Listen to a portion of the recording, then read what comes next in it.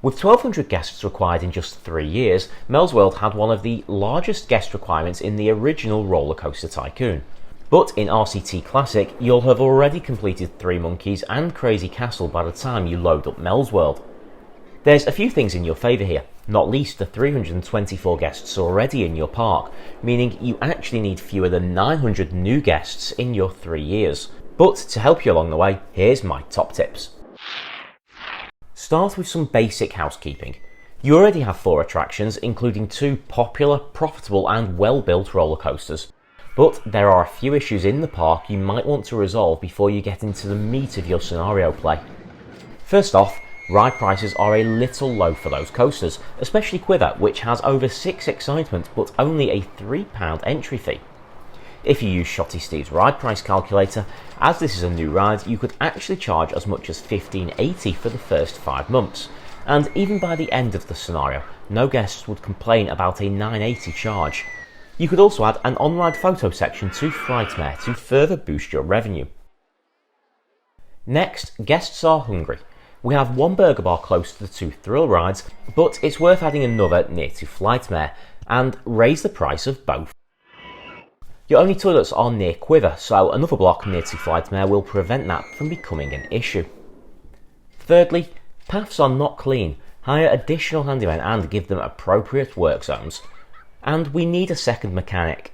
But do we need that security guy? And finally, in this initial housekeeping, research.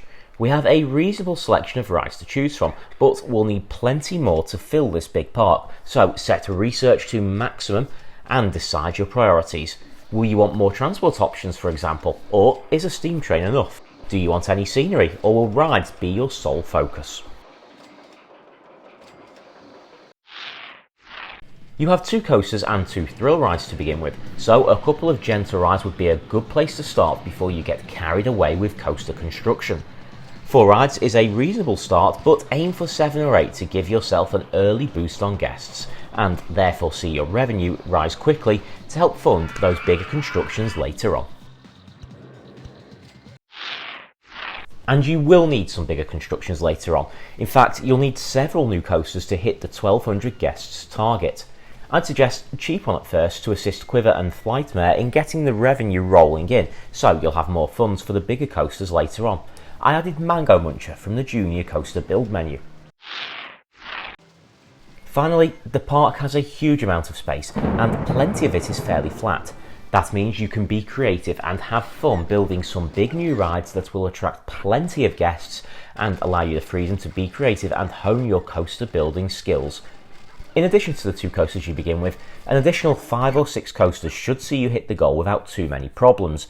Just make sure that for every coaster you build, you also add 2 or 3 rides or thrill and water ride selections. All in all, I doubt you'll find this scenario too tricky. And I doubt many of you have watched this video because you really needed help with Mel's World. So what advice would you add? Let me know in the comments.